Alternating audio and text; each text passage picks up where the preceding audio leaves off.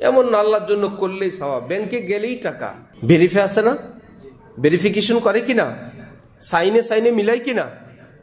এমন না যে চেক দিলেই টাকা, আপনার অ্যাকাউন্ট আছে, আপনি চেক দিলেই টাকা দিয়ে দিবে। অ্যাকাউন্ট চেক করবে, সাইন মিলাবে, কত কিছুর পর ঠিক আমল করলেই সওয়াব, আমল করলেই সওয়াব। ইসলাম এমন না, যে যেভাবে পারে শুধু আমল করে, টাকা খরচ করে, যা করে অনুষ্ঠান করে, আর ফেরেশতারা শুধু সওয়াব দিতে থাকে। ফেরেশতাদের দায়িত্ব আছে, দেখেন এই আমলটা নবীজির সঙ্গে মিলে, সাহাবীদের সঙ্গে মিলে তো, কোনো না কোনো ভাবে শরীয়ত সম্মত এইটুকুন আছে তো। এইটুকুন ভেরিফাই হওয়ার পর আল্লাহ পাক ফেরেশতাদেরকে তৌফিক দিয়ে দিবেন যে কাকে কতটুকুন সওয়াব দিবে। প্রত্যেকবার ফেরেশতারা আল্লাহ পাককে জিজ্ঞাসা করতে হয় না, আল্লাহ প্রত্যেক আমলের তো 10 নেকি থেকে 700 পর্যন্ত, আল্লাহ এই ব্যক্তিকে কত দিব। ওই ব্যক্তির নিয়ত, ওই ব্যক্তির আমলের কতটুকুন উপযোগী ফেরেশতাদেরকে আল্লাহ পাক তৌফিক দিয়ে দেন।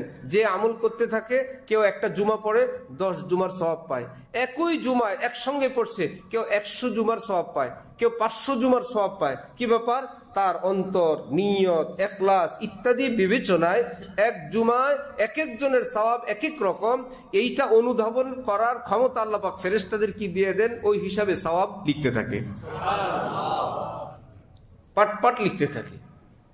কিন্তু শর্ত হলো কাজটা শরীয়ত সম্মত হইতে হবে। আল্লাহ সবই বুঝে, কিন্তু যখন বাবার মৃত্যু হয় তখন আর 3 দিন না করালে আর হুঁশ থাকে না। ভাই 3 দিন কেন করাবেন? প্রথম দিনই করান, দোয়া হবে। আজকে মৃত্যু হয়েছে, আজকে বিকেলেই দোয়া করান, এখনই দোয়া করান। খরচ করবেন, এখনই খরচ করেন। কাউকে খাওয়াবেন, আলেম ওলামাদের সঙ্গে পরামর্শ করে খাবার খাওয়ান।